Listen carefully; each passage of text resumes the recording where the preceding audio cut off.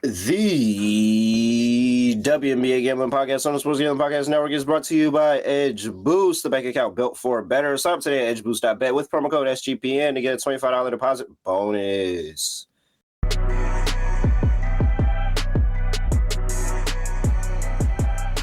Yes, sir. We are back with another edition of the WNBA Gambling Podcast on the Sports Gambling Podcast Network. No me, no voice, no guys, me. Really well, Villanelle, Sorrell, Furman Jr. here at your service, kinda.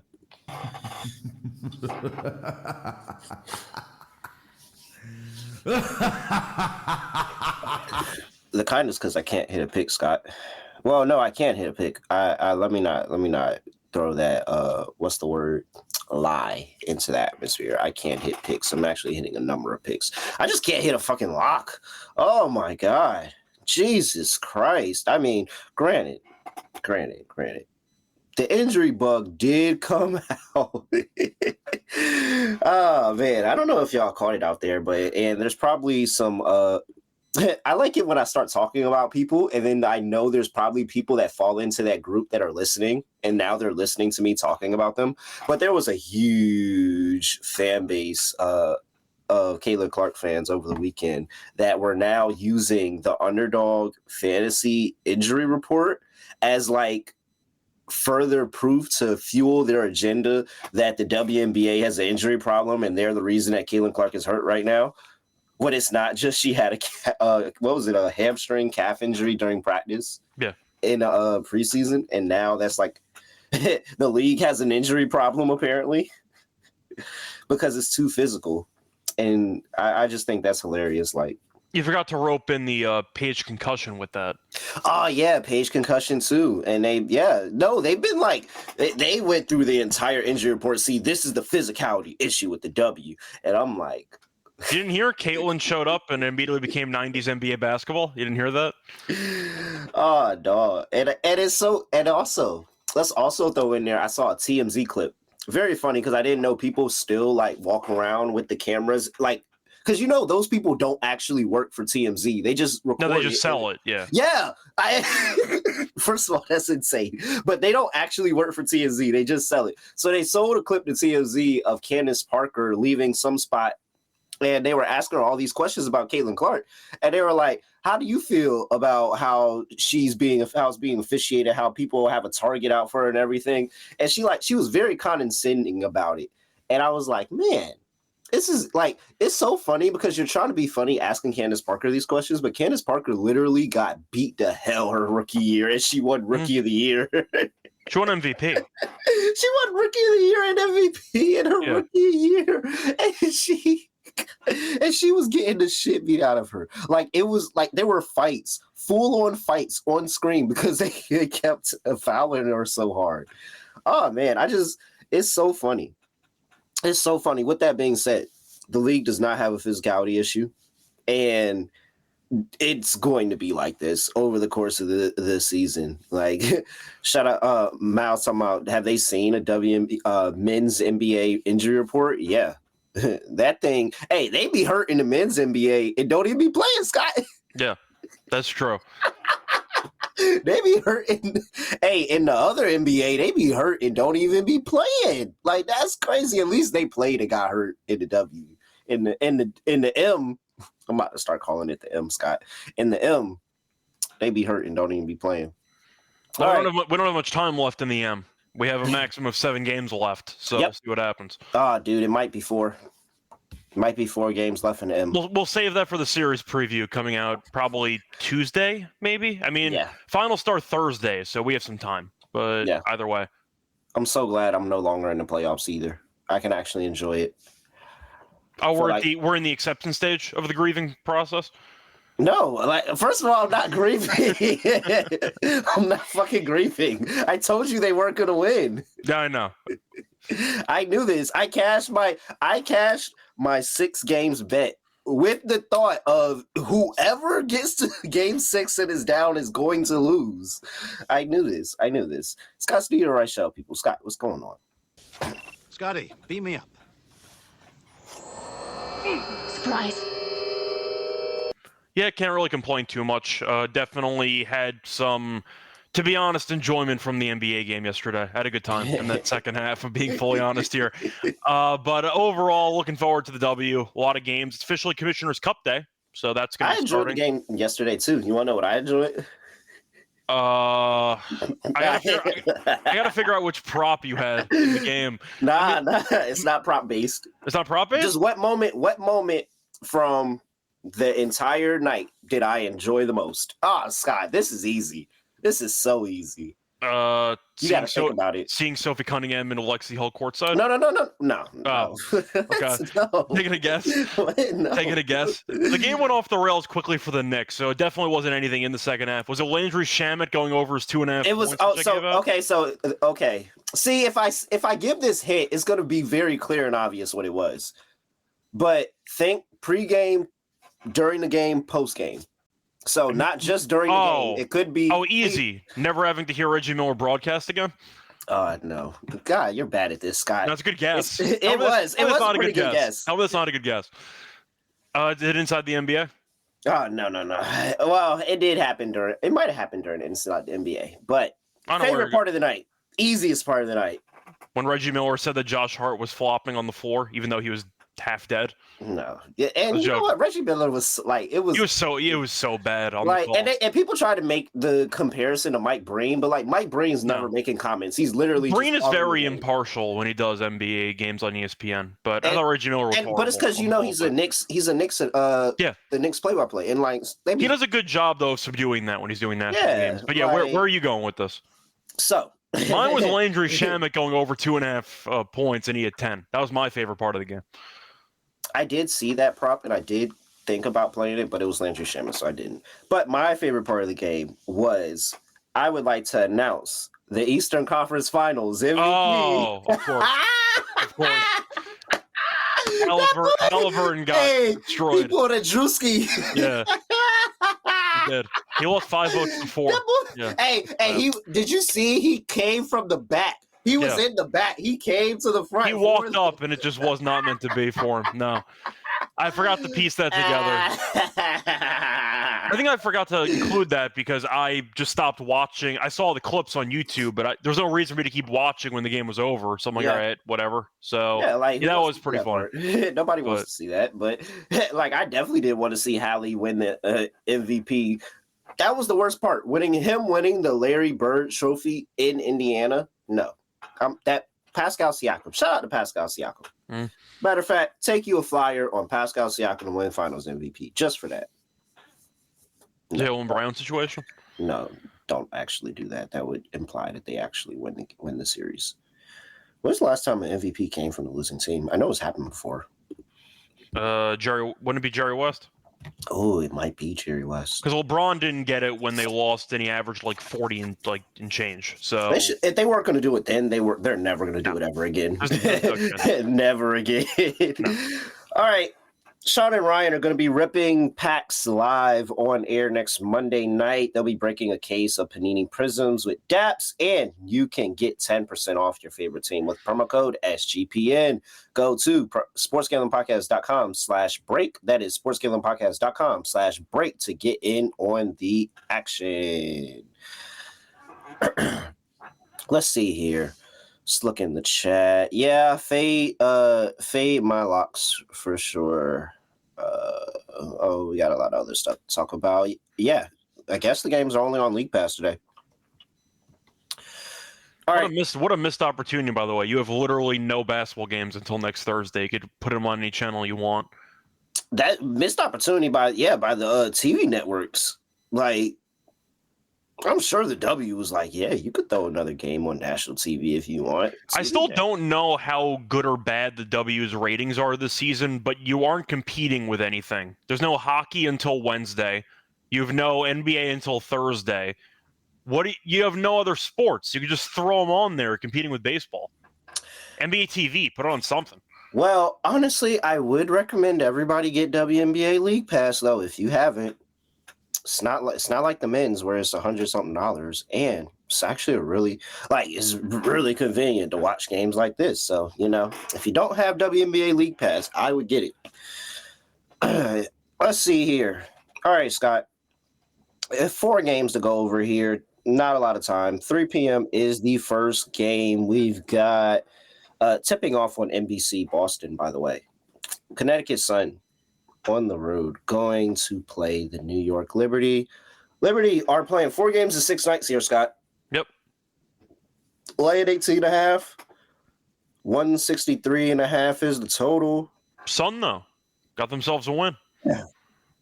They did. They did get themselves a win, and they have the same record as the Wings right now. Yep. Shout out to the Sun. Shout out to the Fever, who are right there next to the Sky at 2-4 to start their season. Shout out to the everybody at the bottom, because even the Sparks are down there at 2-5. Wow, holy crap! A lot of people at the bottom here. Started at the bottom. Now we're here, still at the bottom. But, you know. Oh my gosh. A lot of bad teams in the league, but that's expected every year, isn't it? Yeah, pretty much. All right, so let's see here. What do we have? We've got Lindsey Allen is out for the Connecticut Sun. And then for the New York Liberty, Nair Sabali is still questionable for this game. No injury designation on Jocko Jones. I can't admit I was in the building for that game on Friday, Scott. And I mean, in warm-ups, Jocko looked fine. During the game, she looked fine. After the game, she said she's fine. She said it was just I was talking to her. She said it was just like a hamstring tweak or something like that. Nothing really serious, but just something they wanted to be precautious about. No, they gave her the. Did you see who we're playing against tonight? And then they almost lost, but they won anyway. So, shout out to the Valkyries though. They tried their asses off. Yeah, they really did. They really could not grab a rebound for the entire final 5 minutes. That's why they lost the game. But there was a point. There was a point at the end of the game where I was very, very noticeably cheering for the Valkyries. Yeah, because. I mean, the Liberty take 1 loss. That doesn't matter in the grand scheme of things. But the Valkyries get a win over the Liberty, and that's huge. No, the issue is they kept fouling Stewie on every loose ball rebound because they couldn't get a rebound down the stretch. It's also really, really hard to do anything with Stewie. No, they couldn't do anything there, and Cloud had the wide I just saw a video. I always knew Stewie had a long wingspan, but I just saw a video that put it in perspective where I'm like, oh, because like she was standing in the middle of the concourse and she reached her arms out and was giving both sides 5. Yeah. Sounds right. You know how big that is? Yeah. You know how big of a wingspan that I feel like concourse thing is pretty big. Somehow Brianna Stewart's become kind of like underrated in the grand scheme of things. Like because everybody else's guy is so much better, and it pretty just much feels like she's just constantly as good as she was. Yes, but like when you think about her prime, she has like an all-time great prime in college and in the W. Like so, yeah she's a monster. Championships and all of that. Yeah. Even at UConn, she was insane at UConn. MVP 3 years ago, MVP. That's 2 years ago. 2 years ago. Yeah, it's a controversial topic, but yes, she did win MVP a couple years ago. It would be after this season that it would be 3 years. Okay. We're still salty about that result, by the way. Oh, for sure. AT could have got her 1. Like AT could have got her 1. Plus 5,000. Yeah. That's why we're still salty about it. But anyway, I'll ask you for this game though, because it seems like Jonquil's back, and I know that Sabali might not play, but it seems like they're fine. Connecticut's off a win. It is a Commissioner's Cup game. You mentioned the scheduling spot, though, for the Liberty. It's not great. The counterpoint is, well, Jonquil could have played against the Valkyrie, and they said, you know what, we got a Commissioner's Cup game up next. We'll make sure she's healthy for that. It matters for both teams because you're in a Commissioner's Cup scenario, so the Liberty want to potentially win another title, which they've won this event before. It comes down to the Liberty's focus. It's kind of like game 1 against the Valkyries. If they want to kill this team, they'll win by 20. If they don't care, they'll win by 10. So they pick whatever they want. Do you think Connecticut builds off the last game, or do you think the Liberty just beat them and win by 25?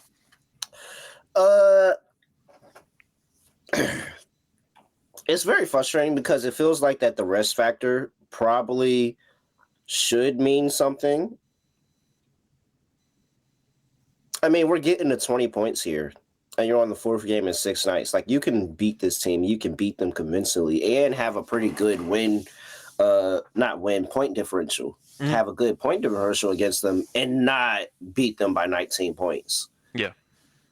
And Connecticut's been competing, to say the least. They went for at out least there a half in these games. very. I just knew that Fever team should not have been laying double digits like that. But like, I don't know. I guess Connecticut. I wouldn't bet that though. It's so tough though because the game after the Valkyries game, they just destroyed the Mystics by 22 on the road. They just destroyed that damn team. I think I'm gonna go Liberty.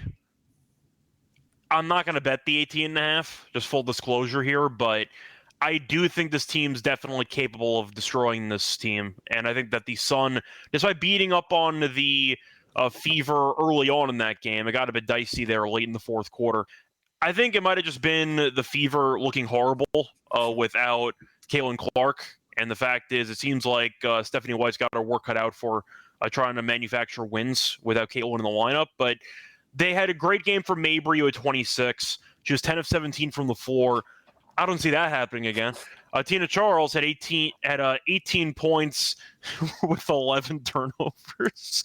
But the point is that it felt like both of the big two for that team actually showed up in the same game. I still don't trust anybody else on the roster to do anything. I think the offense for Connecticut doesn't do anything. So I'll go with the Liberty in this one. I think I like the under in this game, though. I think the Liberty's defense clamped down, and it also does factor into the fatigue angle, where maybe the Liberty just missed some shots. But on a back-to-back, they gave up 63 to the Mystics. I'm just not sure how much the Sun actually score in this game. So I'll go with the under in this game. The Liberty score in the 80s. Connecticut might not even reach 70 in this game. So I'll go with the under. What I will say about that Mystics game Friday night is that the Mystics really just missed shots. Like, it wasn't anything. It wasn't anything that I thought the Liberty were really doing, per se. It was just, like, a lot of, like, Aaliyah Edwards missed some gimmies. Kiki missed some gimmies. It was Shakira Austin missed a lot of shots. I still enjoyed how the intensity was there for the Liberty, though. They could have easily packed it in, but they decided, you know what, we're going to actually try to take care of business, and they did. And that's what Natasha Cloud was talking about when I was talking to her before the game. She was like, yeah, like, we're going to go out there. Like, we don't want to be playing in this game. No, nobody wants to be playing in back-to-back. Nobody wants to play a fourth game in 6 nights or anything like that. But, like, you just got to go out there and do what you got to do. So, like, which is exactly what you want to hear, by the way, if you're interested in Liberty futures. Exactly what you want to hear. Oh, dude, what? I'm so bought in. Like, I'm so bought in. I was bought in after watching Natasha Cloud play one game. Yeah, and then, like, rapping with her in a little interview session, I'm like, oh, Natasha Cloud is so locked into, like, getting another ring. By the way, Jay Doll was mentioning that the first 6 or 7 Commissioner Cup games last year went under. Did they? Okay. I don't have it in front of me, but that sounds pretty right. I mean, you tend to expect more defense because the games matter. These games matter a bit more than most regular season games. I can't really get. You mentioned point differential, but who are the Liberty competing with at this point? You have the Fever, who are half dead. No, yeah, they're not. That's kind of it. I mean, they're really not competing with anybody. Like, there's nobody to compete with on the East bracket at all. Atlanta actually looks pretty decent. I guess, but the point is, we initially liked the Fever, but now with Caitlin being out indefinitely, they got no chance. If you're looking for your Commissioner's Cup other bet on this side of the bracket, other than the Liberty, at this point, it can only be Atlanta. Yeah, it's only Atlanta. Let me go back and wait, no, that's golf. Scheffler's going to win anyway. Is he really? He's up again. Oh, dang it! I'm too late. He is so good. I don't know. I should just go start putting Scotty Scheffler bets down and then just leaving and coming back to, like, money in the account. He's the most dominant golfer I've seen in a long, long time. Guy's really, really good. Let's see here. Indiana Fever is somehow still 8-1 in the odds. That's crazy. Well, the argument is Caitlin will come back at some point, but if they end up 0-1 or whatever, that might be enough to get them out of the. Because all these games are about to be like back to back to back to back to back. She might miss the entire. Because what is it? 2 weeks? 2 weeks from what day? I was saying, like, as a minimum, she might miss like 2 games. She can miss more in this competition, but they're not going to win out with her not playing. Let me see. They could even be Connecticut with her not playing. The last game is on the 17th. Oh, yeah, she's missing way too many games. Yeah. Even if she comes back, she's missing the Mystics game. Probably missing. Okay, after the Misses game, you got till Saturday until the Sky game. So I mean, maybe she takes the whole week off, coming back on Saturday, but like that's not even guaranteed. She's probably missing it. So they'd have to beat the Mystics and the Sky without her, and that's not guaranteed. And then even when she comes back, they have to beat the Liberty, which they did not do at home about a week ago. Yep, and then you got the Dream, who look pretty good right now. Yeah, they gave him 2 good games. Yeah. I would much rather take a flyer on the Atlanta Dream actually being good and somehow finding themselves into the final game. Maybe the Liberty. Maybe this fatigue prior to messes the Liberty up, but like, nah, bro. It's really just the Liberty on the east side. It's not too much I really like there. Like I was saying, yeah.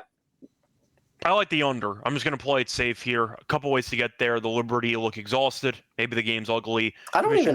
Commissioner's Cup intensity, or Connecticut offensively just doesn't do anything. There's a couple of ways to get there. I don't even think I like the under because it's just the 4 games and 6 nights. Like, what if the Liberty don't care defensively? Like, and Connecticut is bad enough to still let them. They push the pace fast enough where this could be up and down, back and forth, back and forth, back and forth. Yeah, it could be. Just give me Connecticut plus the points, and I'm just hope that Connecticut loses by like 16, 17. I don't think that is anything big, but when the backups come in towards the end, that's where it gets a little bit closer. Maybe a backdoor cover here, but I understand that. Yeah, maybe I feel confident about Connecticut more in the first half because Liberty did kind of let the Misses hang around a little bit in that first half. Second half is really where they blew it open. Yeah. All right. Let's see. Before we get to that, gotta talk to you about Edge Boost. Make sure you head over there and lock in with Edge Boost, the first ever bank account built for bettors, ensuring all gambling transactions are approved. No usage fees, no minimums, and earn cashback rewards. 100% approval for all betting deposits. Sign up today at edgeboost.bet with promo code SGPN. Deposit $25 and Edge Boost will match the deposit. That's edgeboost.bet, promo code SGPN. We're also about to say about Underdog Fantasy. So, hey, looky here. You still got the extender going on, and I can't wait to just break down everything Underdog's going to have going on for the NBA Finals. We still got pick'em entries going here, and I mean, if there's not a lot of things that's been going right, the pick'em entries are, I don't even remember what they are. I forgot what the record is already. I think they're 3-4. Because I think they're 3-4. Because last one we lost because of Kelsey Plum. She was so bad in that game. She was Jackie so Young. bad. Jackie Young had her in a seatbelt. Not the revenge game you were looking for if you're Kelsey Plum. Nope, not at all. Sign up with NBA SGPN and claim your special pick and first time deposit offer up to $1,000 in bonus credits. UnderdogFantasy.com, promo code NBA SGPN. 3 games at 6 p.m. here. Yep. Los Angeles Sparks at home going to play the Phoenix Mercury. Mercury are catching 5 on the road here. 164 is the total. No AT in this game for the Mercury. AT picking up where she left off in Unrivaled with lower leg injury. You got Lexi Held is questionable for this game as well for the Mercury. And then for the Los Angeles Sparks, no Rakia, still out personal reasons. We know no Bray Burrell or Cameron Brink. All right. Can the Mercury... Well, and so this is the thing that I've yet to figure out. 1, how good are the Sparks? And 2, how good are the Sparks? Because the Lynx and the Mercury game look really, really ugly without Nafisa Collier and AT in the game. And so there is a door open for the Sparks to go here and steal a win against the Mercury team, Scott, that I would like to add before you say it, that you already was questioning offensively and now they don't have AT. But again, question number 1 and question number 2 are, damn, how good are the Sparks? Yeah. I mean, you're saying how good. We could also argue how bad. They don't look too good right now. So that much. They do not look too good. Wow. I guess I'm a glass half full kind of guy. Well, because they have talent. I mean, Rakia's missed some time. Plum, we know, had a monster first game. She had like 37. They got Hamby. Brink's been banged up. Like, there are some talented players on the roster, but I mean, right now they just are not meshing together at all. Or you've had people miss some time, but they do not look good. I don't know how they're laying 5.5 in this game. I get the argument is that AT is such a big piece for the Mercury, but do you trust the Sparks to be laying 5.5? Because I don't. I mean, I guess I do, just because of the fact of like it's the Mercury without AT is a step down. Yeah, it's a pretty big step down, and everybody has to be on offensively, because I think the Sparks are still going to be able to find ways to score. And if you can't keep up, and that's just the thing, it's been that everybody else has been able to keep up with them. For real. I mean, the Valkyries game that they lost was ugly, but like the first game against Phoenix was able to score 89. The second game the game against Atlanta, Atlanta was able to score 88. You know, that 96 piece that we saw in that last game against the Aces that blew the cover. Like, if you could score, yeah, you could be there with them. But is Phoenix going to be able to score here? I like the under in the game. I know the Sparks aren't a good defense, but I still think with AT being out, there's going to be too many questions for the Mercury. And defensively, the team's been pretty good. So I kind of like the under in this game. No, Sparks and under doesn't go well with me. I mean, I also have the Mercury, so that does go pretty well for me. Yeah, give me Sparks and over. I think the Sparks get it done. They're 2-5. They're desperate. They realize that this is probably going to be. And then what's going on? Dallas after that, Golden State after that. Yeah, you're not even looking ahead to anything. They have the opposite of look good games. Yeah, and they're going on the road. So they protect home court here, get it done last home game, and then go on the road. Yeah, I'll take the Sparks. All right. Oh, we didn't talk about props in the first game, but like that's going to be a ass kicking. So I'm actually fine not going back to that. But props here. I mean, are you blindly going with Satu? Because who else is going to do anything on this team? I know you're not going to trust Sammy Whitcomb. No, and it also without AT to get the ball to everybody, it just kind of feels like it's going to be more of a struggle. Like, it was really, really ugly against that Lynx game, and I think it was less of the Lynx defense and more of just they didn't know what to do without AT. And Nafisa didn't even play. Yeah. Which killed my dog, by the way. Because I had the spread with the team total under, and Nafisa ended up not playing. Dude. I mean, Flo had Minnesota. Nafisa didn't play. They didn't cover. You had I had Seattle. Freaking Alicia Clark didn't play. I had the Storm, and they blew like a 20-point lead in the second half at home. Yeah, it was 17. Whatever. Crazy. It was around 20. It was rough. But it was like 17 with like towards the end of the third quarter, I want to say, and then they just I just checked back and the Dream were winning. I'm like, what the hell just happened? Yeah, they fell off the wagon. It was horrible. That was my lot. It was very annoying. Oh, we locked up the same thing. That's what happened. Yeah. All right. Yeah, I mean, if it's not Sats, give me I just think give me all the Sparks. I think the Sparks are going to be able to score here, at the very least. Do you think it's a bounce back game for Plum? Yeah. She's at 22.5 points. She's going to be running and gunning the whole game. They're going to be looking to push the pace, make plays. I feel like they're desperate and they want to get a win here. Nobody wants to be 2-5. Even the Fever and the Sky are better than 2-5. Granted, they played one less game, but still. All right. Yeah, that's really it there. If it's anything on the Mercury side, it would be Satu. I think that's the only thing they're offering, too. Yeah, I'll go with Satu rebounds at 8.5. It's at even money. She ended up having 11 last game. I think it's a decent spot. Yes, the Sparks are very good at preventing rebounds, but looking at the actual spot itself, with no AT, there's a lot of rebounds up for grabs now, and Satu is already the main person who'd be grabbing them in the first place. I just think based on the extra amount of chances, Satu probably walks into 10 in this game. I don't mind the double-double angle for Satu. Yeah, I don't mind that either. It's plus 125. I'd rather just take the rebounds at even money for 8.5, but still. All right, I will go with De'Erica because Okay. no AT. She's going to find it very, very easy on the inside here. And she had 15 points that last game, but prior to that, 21, 25, 29, and 23 because there was no interior pressure for the Phoenix Mercury. And ultimately, that's my scare for the Mercury in this game is that who's slowing anything down on the inside? Not Maddie Westbelt. Yeah. Sure not. Or not Maddie. That's Maddie is on the sky. It's Catherine. Kathy. That would Maddie Cat. If I had like daughters, that kind of sounds. I think Yo, Westbelt. Yeah, but it's the K one. I'm pretty sure it's the K Westbelt. That's on the Mercury, and the M is on Kalani Brown. Yeah, shout Kalani.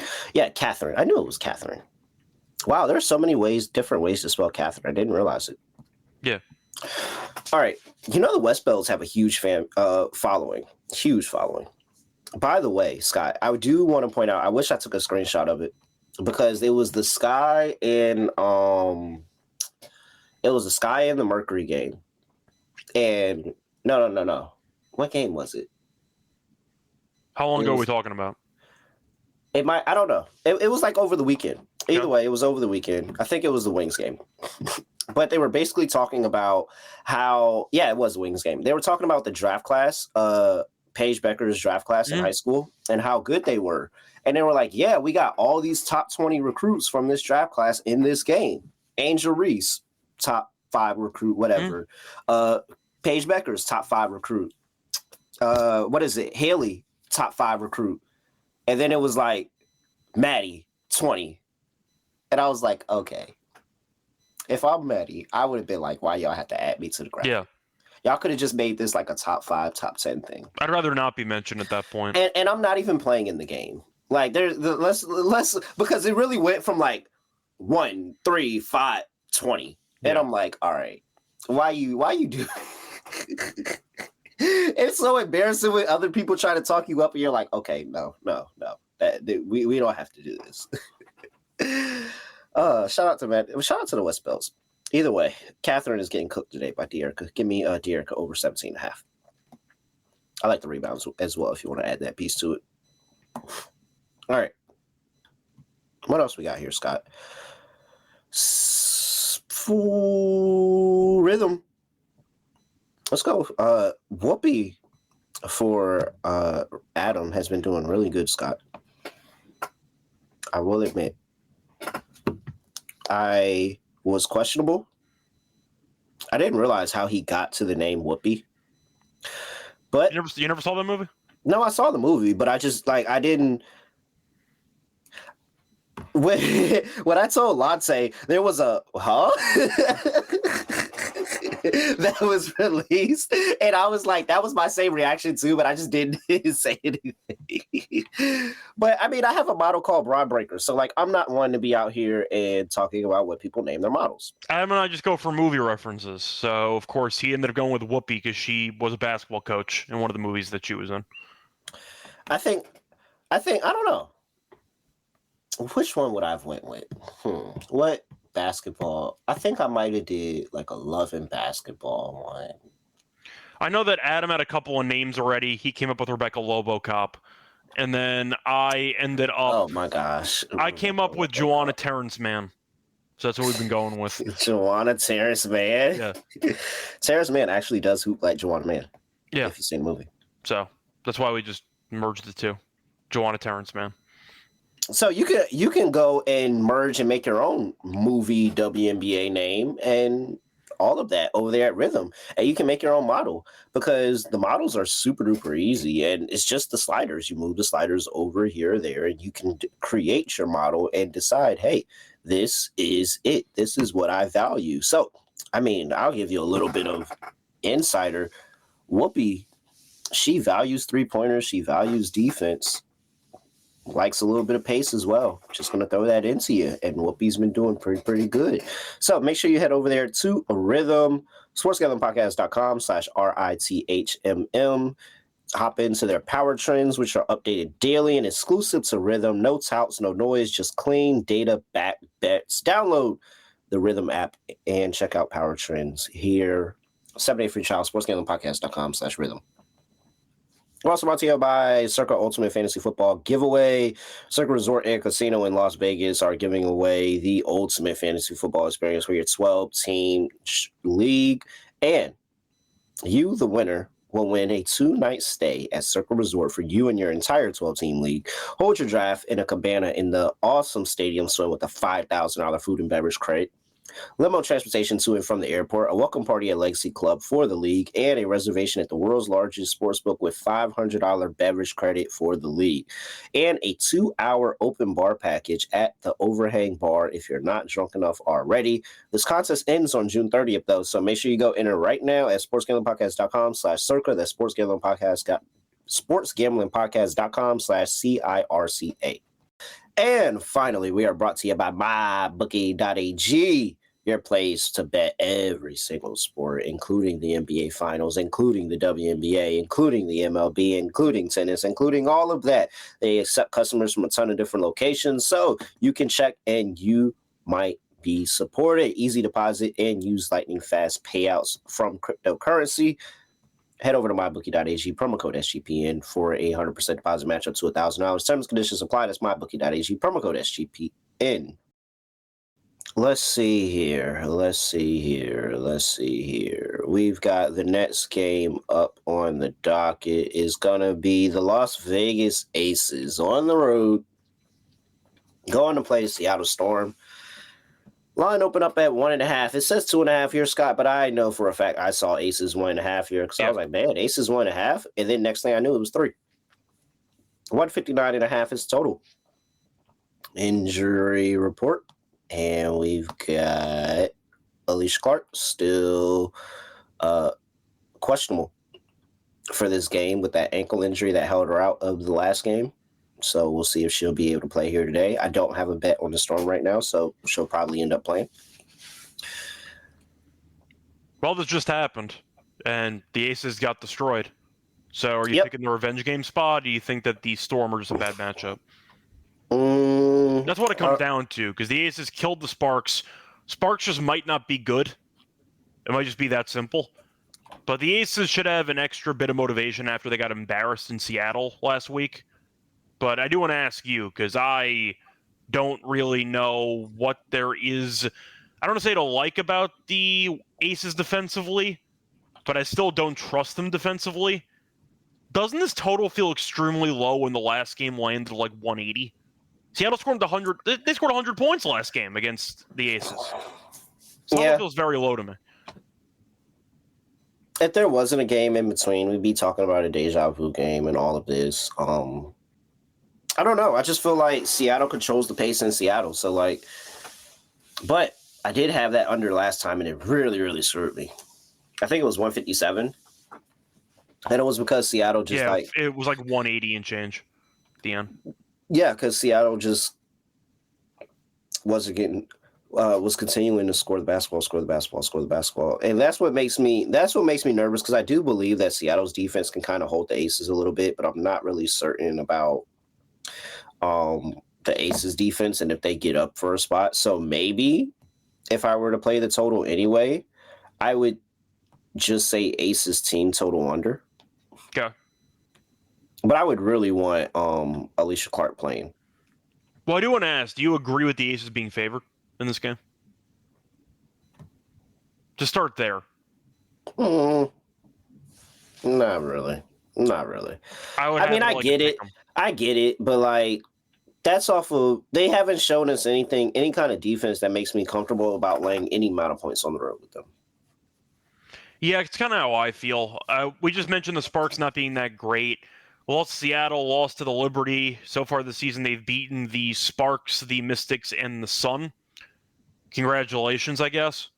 You've lost every step-up game you've had so far this season. Now, Seattle is once again a team that can be frustrating to deal with because they can easily slip up like that second half against Atlanta. But I do think you can argue the Aces should be favored based on talent.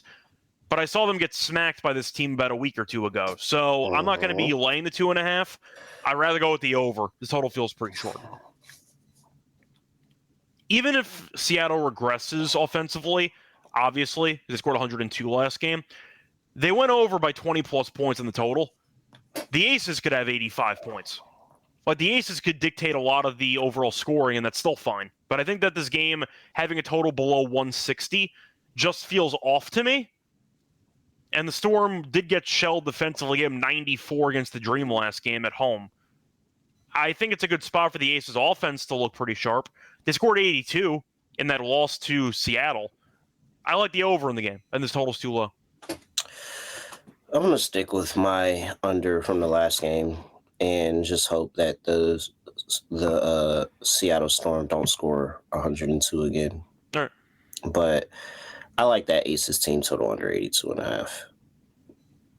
But again, I feel a lot better. The Aces team total under or the Storm team total? Nah, I like the Aces team total under. Okay. I like that because I don't know if the Aces can get stops. I know Seattle can play defense. And so even if the Aces win this game, they can win this game 81, 75, 80. Like, I could see 80 points winning this game from either side. So I personally don't see that, but I can understand you might argue they just played, they'll be familiar with each other, you have the Commissioner's Cup stuff. I just kind of agree with what Darrell's saying in the comment section about how the Aces aren't actually playing better defense, they're just scoring more than their opponents. That's how I feel. That's good enough for me. I'll go with the over. All right. No, I'm not there. Okay. Player props. Let's see. What you got? Well, looking at the actual first meeting this season, just for reference. So, of course, the Storm scored a ton of points, scored 102. NECA led the way with 25. Asia had 15 rebounds, had 15 points, and 5 rebounds. She didn't do anything. Really, nobody did anything. Jewel, though, took 15 shots. She went for the revenge game. She was 4-15, but there was a lot of volume there. Are you going for the Jewel Lloyd revenge game officially? Because she was really bad the first time around? No. Okay. She actually started the game off hot, and is when everybody fell off the cliff. No, I'm not. I said it. I feel like the Jewel revenge game doesn't come in Seattle. It comes in Vegas when the pace is completely pushed to a moon. I still think that this is a slower pace game here. Okay. So I'm not on the. Yep, waiting for them to get to Las Vegas. Then I think the revenge game comes in, and that's where she dominates. I like Gabby still though. She's been good. She looks healthy. She looks way more comfortable in the offense, and they've now committed that they need that third additional scorer, and they're saying, Gabby, you're it. Like, we clearly know that you're it. So I like a Gabby, any type of points and rebounds, PRA type of play. I like the PRA 20.5. Yeah. And she has gone over this in 4 straight against the Aces. So what else do we like here? Ezzy's had pretty good games against the Aces as well. It's at 9.5 points. She's at 12, 14, 10, 19, 14 now. The others, it's a lot. Some of those games, there are less people involved in offense, and so she could take more, but still pretty good. Pretty good there. Let's see. Ezzy is so tricky, though, because she's gone under 9 points in every game besides the matchup against the Aces. So it's like she only shows up for this game against the Aces, but she's really not been great offensively besides that, which is why it's kind of tricky. But I see where you're coming from, though. And then we also have, what's my autoplay? What's the line on? 23.5 for Skylar right now on the points and assists.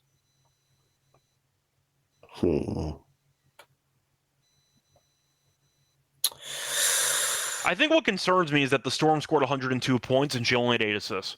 That feels like a standard double-double game, and she just didn't get it. And it just feels like that's going to be Jackie Young, and Jackie Young is very much locked into, hey, everybody else can look bad defensively, but I'm going to handle my matchup. Yeah. I'm kind of tempted a little bit by Chelsea Gray, PA. I know that she has not really done us that many solids this season, but I have to mention it. She's been good against the Storm. Yeah, she has been. To mention the points and assists so far this season, she has gone over this number in 4 of the 5 games, because 15.5 is still insanely low for Chelsea Gray. And she did go under in the first meeting of the season. She also only played 24 minutes because they got destroyed. But she has gone over this in 4 of the last 5 against Seattle. So it's been pretty good in the head-to-head. It might just be based on the number for me. 15.5 is starting to get to disrespectful territory for Chelsea Gray. She can definitely get that number even having an average game. So I think I'm on the over with Chelsea Gray, PA, because 15.5 just feels too low. Even though I understand she's given us a hard time so far this season. I think we started to overcorrect a bit too much. So I'll go to the Chelsea Gray over at this point. I'll buy low.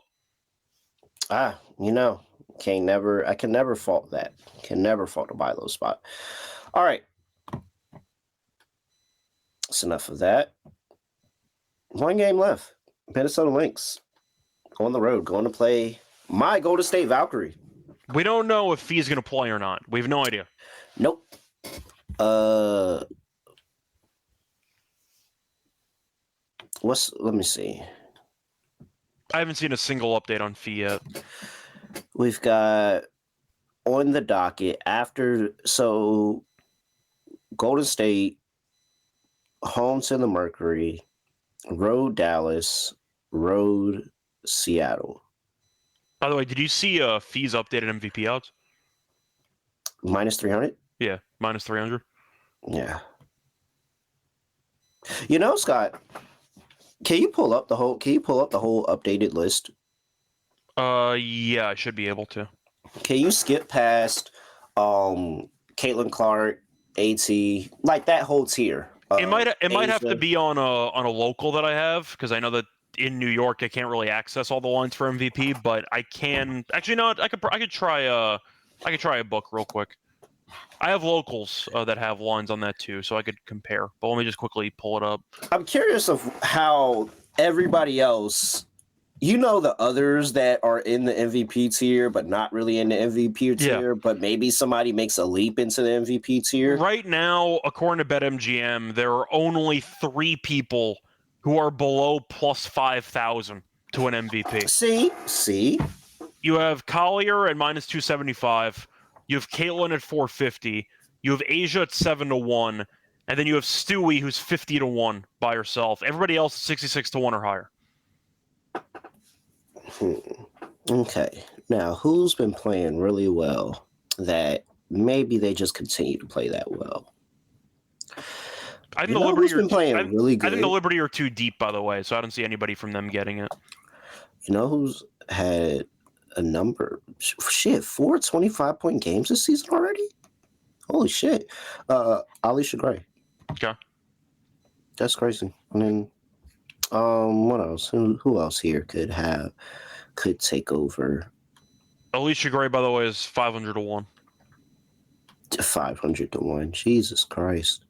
But yeah, it's a 3-horse race. It always was. Yeah, and the Sparks aren't going to be good enough for Kelsey Plum. Plum would be such a good pick because she just has she has the ball in her hands all the time, but they're not going to be good enough. They're clearly not going to win games. Yeah, they're not going to win games. All right. I also question the consistency for Plum, but that's more of a long-term thing. Oh wow! Look at that. Look at I didn't even see my boy Ron in the chat talking about Plum. Yeah, no, I can't even recommend. She has the upside. The Sparks might not be a 5. They might be a 500 team. They're not going to win MVP if they're around 500. Yeah, you got to be a good team. All right. Back to Minnesota and Golden State. Playing 11.5. 158 is the total.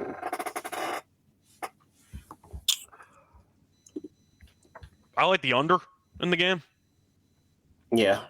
The Valkyries so far this season still are not great at shooting, and we know the Lynx can clamp down against anybody.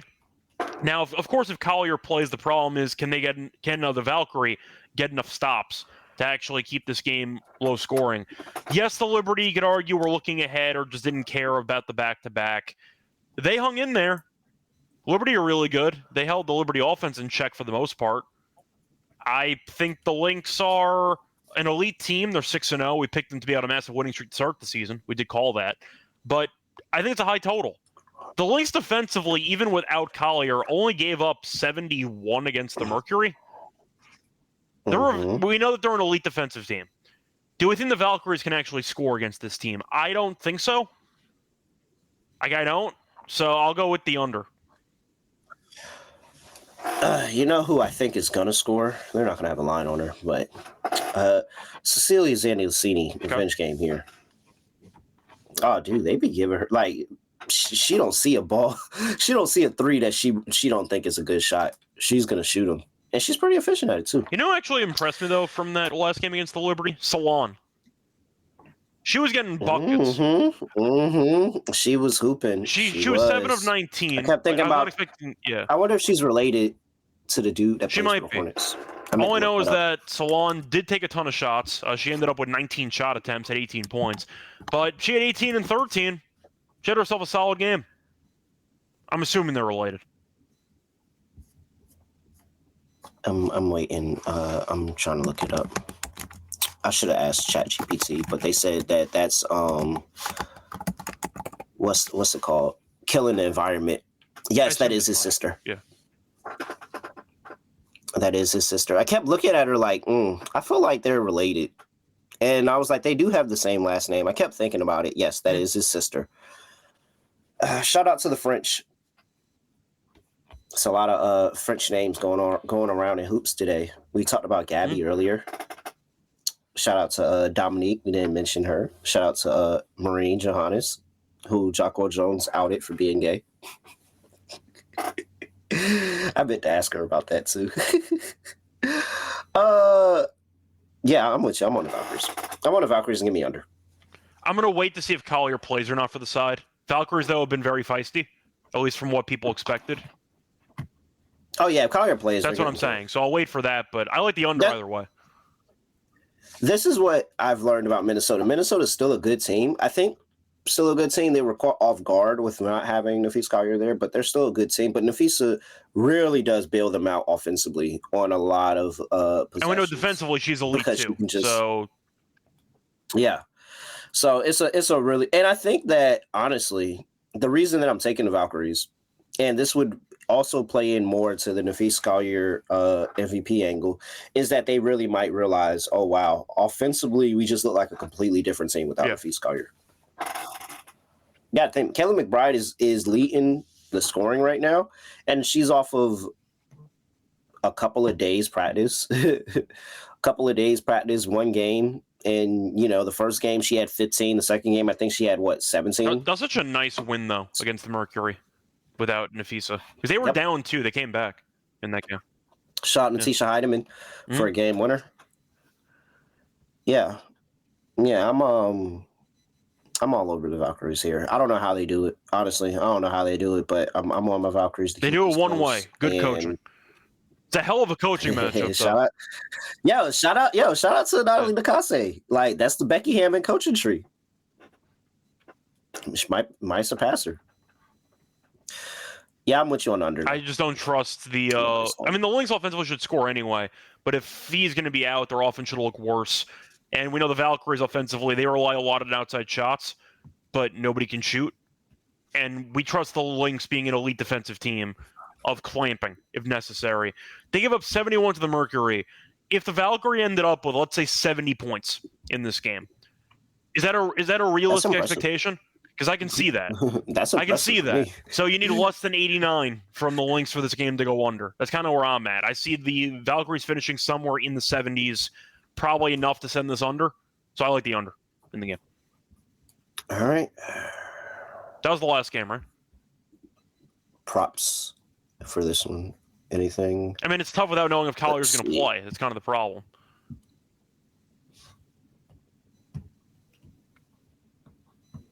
I don't see any Salon props. And they still have her stuff listed. Yep. That's also the annoying. But I don't have. Oh yeah, they don't have anything else. They're not. Wait, hold on. Let me check somewhere else. Because I was thinking, I want to get down on somebody else rebounds. this Golden State team just feel like they're not a good rebounding basketball team. Wait. Huh? What time is this game? This game is at 8:30. Oh. I don't know why I thought this game was at 6. They're gatekeeping the props. So Courtney Williams, RA, would probably be a play. If he doesn't play, I would assume. Wait, what was the starting lineup that last game? So last game for the Lynx. Sorry, just pulling that up. Sorry, I'm just getting it as we speak. Bridget and Jessica Shepard was in. That's what I thought. I thought Jessica Shepard was in the starting lineup. I would play Jessica Shepard if they ever dared to give us a rebounds prop. I would play a rebounds prop. She had 10 last game. They don't have they don't have anybody with the size that's going to really, really be able to compete with her. I think her at 6'4", she's like one of the taller people on the court already. So it would be like a Jessica Shepard or like a Bridget Carlton type of play here, points and rebounds type of play here for me. I could see one of them getting up, especially because the Valkyries are going to let you take a bunch of threes because they are going to take a bunch of threes. So it could be like a Bridget Carlton, Alana Smith type of day for threes. I say Bridget because Alana had the big game last game, and normally they like to alternate. I think I'm into the Kayla Thornton under 1.5 made threes. It's at a plus 120. The volume has been high for her, but she can't shoot. Like, it's kind of where I'm at with her. You're looking at the numbers this season. She has been a mess from 3, but she keeps shooting. Yep. So I can understand why it's plus money for the under, but she's... Hey, you know why? You know why. Why what? Got that. Oh, yeah. When you got that ring, you get all the shots you want. For the record, last season, in 20 minutes... You get all the shots you want. Last season, she averaged 3.2 threes per game. This season, she's playing 10 more minutes than last year, and she doubled her three-point attempts. She's shooting 6.4%. I mean, she's shooting 6.4 threes per game. Do you want to guess what her three-point percentage is this season? 19.8%. She wishes it was 19%. She's at 15.6. She can't hit a shot. I'm on the under threes. I think, once again, the Lynx are a solid defense, but Thornton couldn't hit water if she fell out of a boat at this point. Mid-season in the NBA, in the M, I was fading Khalil Ware. Kind of a similar story. Center who was just shooting threes for no reason, even though he couldn't shoot. That's how I feel about Thornton. She can't shoot. The volume, sure. I don't really care. Plus 120? Shooting 15% from 3? Yeah, right. Sure. Sign me up. Give me a Thornton under 1.5 threes, a plus 120. All right. Yeah, that's it. Lock, dog, underdog. Oh my gosh. To be honest, for a Commissioner's Cup slate, not really the best card. Yeah, it's really not. It's kind of weird. Lock.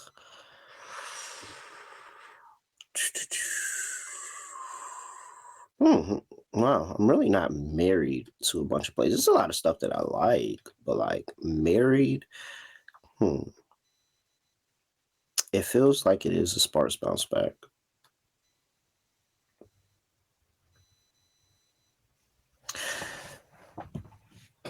Give me...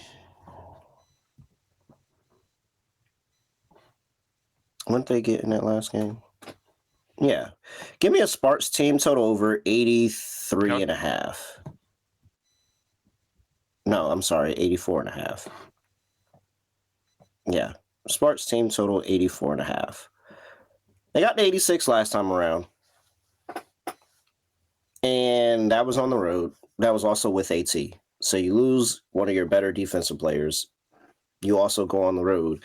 And you have a Sparks team that's desperate. And they could score. I've never had questions about the Sparks offensively. It's just been defensively where my questions have come. So give me the Sparks go over their team total, 84.5. Lock. dog.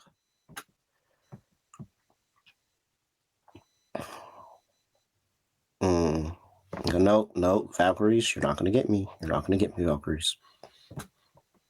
Nope. Let's go with, what would I like for a dog?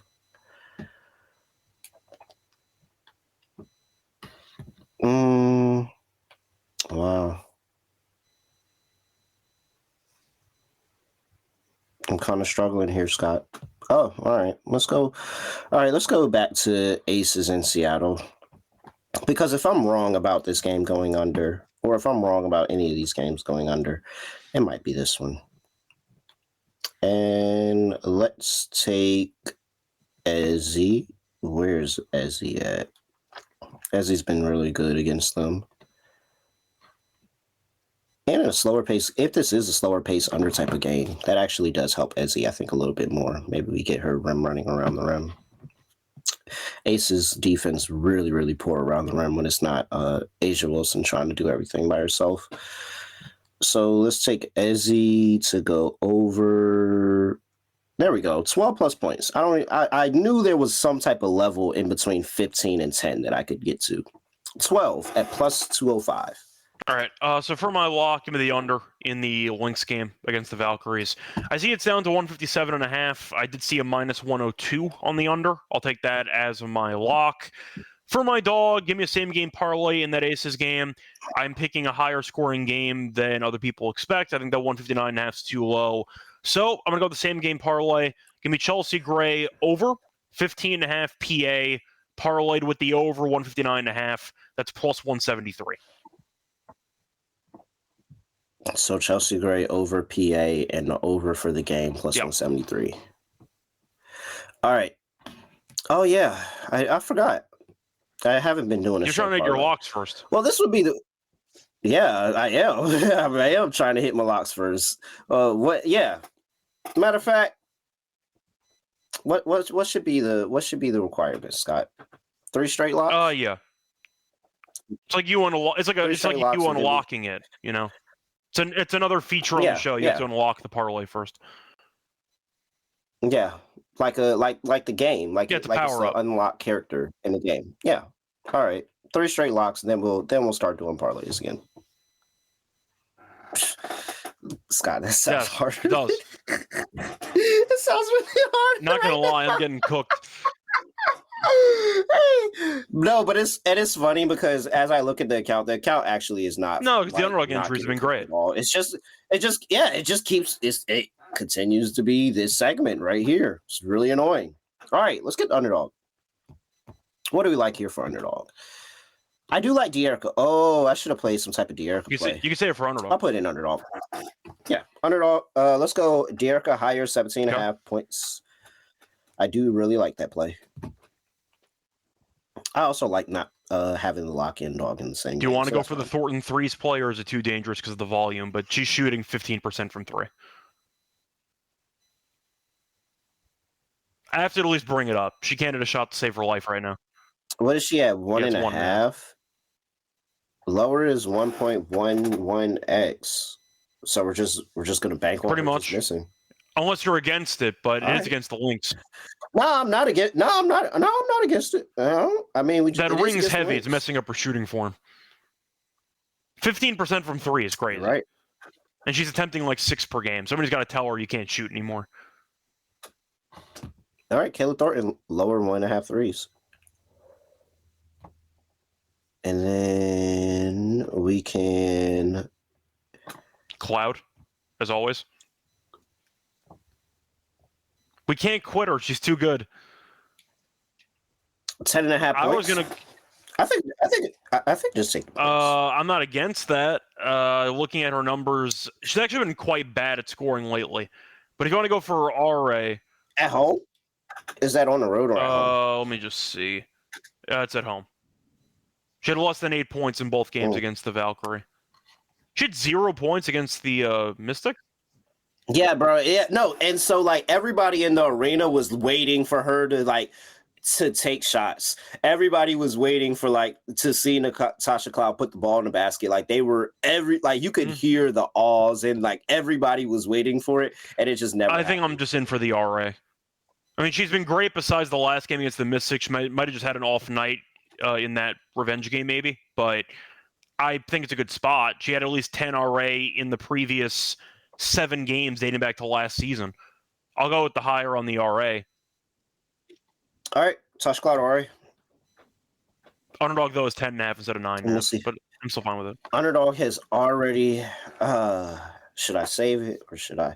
Underdog has already dropped my extender 40% bonus for game 1 in the NBA Does playoffs. it expire? Because that game starts on Thursday. Nope. I got 4 days. So, you know what? We'll save it. Maybe we're working the show later this week, and I like this. I love all of our underdog lineups, honestly. But I'm gonna wait. I'm gonna save it. I'm not gonna rush to just play it on the first underdog lineup we have. So here we go. Natasha Cloud higher, 10.5 rebounds and assists. I actually do like that. Seeing that number at 10.5. You got De'Erica Hamby higher, 17.5 points, and we got Kayla Thornton lower, 1.5 3-pointers made. Adding that to underdog, it gets you 7 point. Wait, hold on. I hit the track button and it took it away from me. 7.2x on Underdog Fantasy. Make sure you use that promo code NBA SGPN. Get that special pick and first time deposit offer up to up to $1,000 in bonus credits. Yeah, the last one. Wow, they took an assist away from Plum. I didn't even realize that. Yeah, the last one was close. De'Erica got hooked. We should have went with the assist. If we took the assist as well, it would have cashed. But Plum. Although we have an updated roster move for the W. Yeah, I saw that. I saw Haley that Jones. I think I know which one you're signs talking with the about. Mercury for the rest of the season. Feel like Haley Jones. You're gonna love Phoenix. She's used to being on that side of the coast too. They're still not going to be able to score, but they need her. All right. Let's see. Scott, anything else? Not really. Once again, you have a couple of days off from the NBA, so check in on the W. Of course, we still got basketball basically every day in the league. Sometimes they have a couple of days off, but it's usually every day. Should be fun, though. Looking forward to it. And, of course, Commissioner's Cup. So it's fun stuff. Yep. No games on Monday. So after tomorrow, nothing to talk about on a Monday. But we'll be back Tuesday for 3. Well, we'll be back Monday night for 3 games on Tuesday in the Commissioner's Cup. With that, he's at Right Shot Radio. I'm at @reallyraw__. Make sure you give us a follow. And WNBA Gambling Podcast, wherever you get your podcast. Just a 5-star rating and review really, really helps that out. Make sure you like the video on the way out. If you're here on X/Twitter, make sure you head over to YouTube, like the video on your way out. Appreciate that. And I would love for a lock to go my way finally. Be very, very appreciative.